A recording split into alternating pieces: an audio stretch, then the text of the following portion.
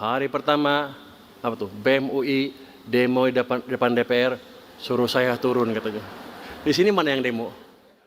Ibu, serta para wisudawan dan wisudawati yang saya banggakan, selain perjuangan wisudawan-wisudawati, ada orang tua yang konsisten mendidik tanpa pamrih, tentu ada juga dosen yang membentuk disiplin, berpikir, dan karakter.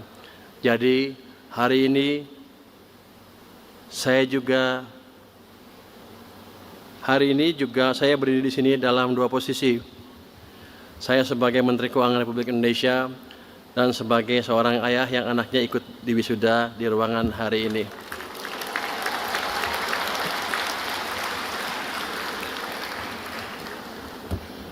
Sebenarnya Pak Rektor, saya kesini agak takut. Karena pada waktu saya jadi menteri, hari pertama, apa tuh, BEM UI demo di depan DPR, suruh saya turun katanya. Di sini mana yang demo? Ada nggak? Nggak ada ya? Yang mereka nggak tahu, saya juga pernah dosen di UI. Jadi kalau Anda ngajak debat saya, Anda pasti kalah. Saya dosen S3 Economic Business. Anda kan masih mahasiswa pada waktu kemarin ya. Yang kedua, hubungan saya dengan UI cukup dalam ya. Waktu saya jadi ketua lembaga penjamin simpanan, saya mengalokasikan dana cukup untuk membantu program di Fakultas Teknik UI yang bekerjasama dengan Fakultas Teknik di Berkeley. Jadi kita kirim setiap tahun 3 orang UI ke Berkeley dan mereka mendapat apresiasi yang tinggi di Berkeley.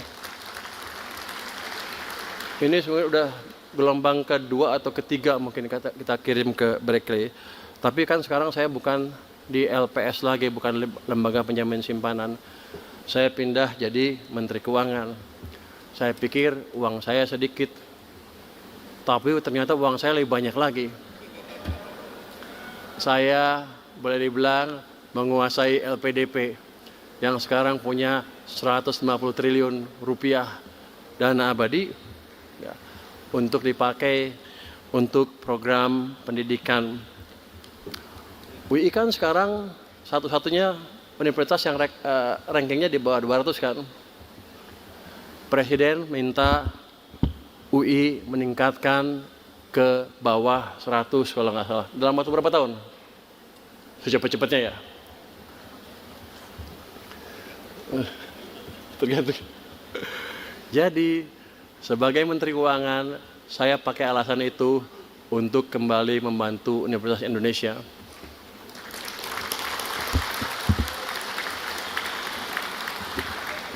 Kalau tadi Anda lihat dana abadi, ternyata baru 260 miliar ya Pak ya.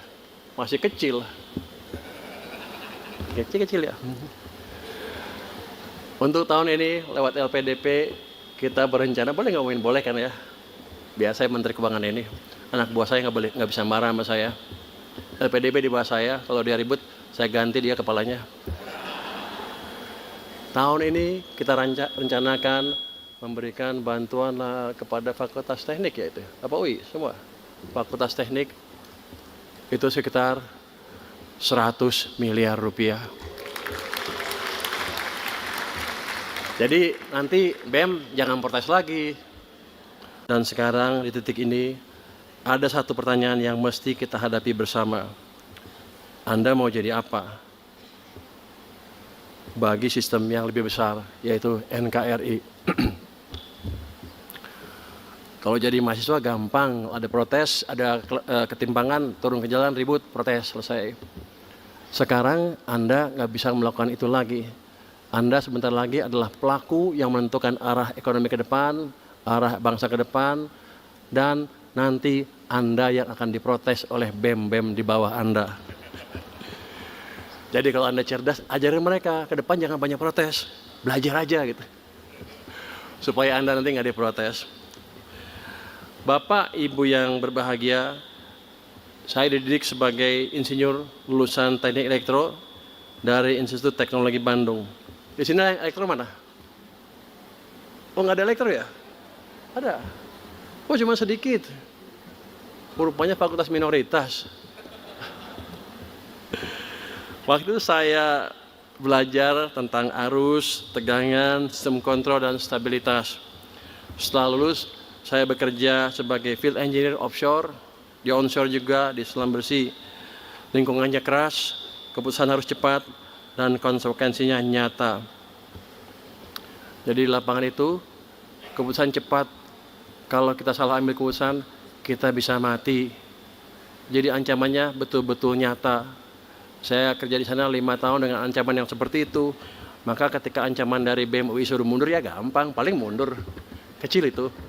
Tapi kita pastikan kita menjalankan apa yang diminta oleh masyarakat kita. Di lapangan terus saya belajar satu prinsip yang sangat sederhana tapi fundamental, yaitu sistem secara keseluruhan ya. Seorang insinyur tidak boleh melihat satu kabel saja, dia harus melihat seluruh rangkaian. Kalau satu komponen gagal, efeknya menjalar dan tidak berhenti di satu titik saja. Jadi ketika saya memutuskan pindah bidang dan mengambil MSc serta PhD di bidang ekonomi, banyak yang bertanya, kenapa? Jawaban saya sederhana, saya ingin memahami sistem yang lebih besar. Itu jawaban kalau akademis seperti itu. Jawaban yang sebenarnya sih saya disuruh pacar saya dulu. Kalau nggak saya nggak ambil PhD, dia nggak mau kawin sama saya. Jadi kepaksa lah. Tapi nggak apa-apa, kita nikmati keterpaksaan yang ada. Ekonomi negara juga suatu sistem. Fiskal adalah arusnya, moneter adalah pengatur tekanannya, sektorial adalah bebannya. Kalau salah satu tidak seimbang, sistem akan bergetar, dan getaran itu dirasakan masyarakat. Cara berpikir teknik itu yang saya bawa ke kebijakan fiskal. Sebetulnya ini yang nulis staf saya Pak, mungkin dia eselon 4. Jadi dia bilang dia nggak ngerti ekonomi. Jadi saya berpikir yang holistik itu katanya dari teknik. Padahal nggak betul. Yang fakultas ekonomi mana di sini? Oh, sedikit semua ya. Di ekonomi kalau ada cara berpikir yang menyeluruh disebutnya apa? Pendekatan apa? Nggak ada yang bisa. Nah, Anda mungkin baru belajar ilmu ekonomi sepotong-sepotong, itu kita bilang partial equilibrium approach. Tapi kalau Anda udah jadi pengambil keputusan nanti, Anda harus mengambil approach secara general equilibrium, di mana semuanya dihitung, kejutan di satu titik akan mempengaruhi ke tempat lain. Itu harus Anda hitung terus-menerus. Jadi mungkin sekarang ilmu Anda belum cukup karena baru S1, jadi yang mau belajar terus, dalami terus untuk memahami hal itu.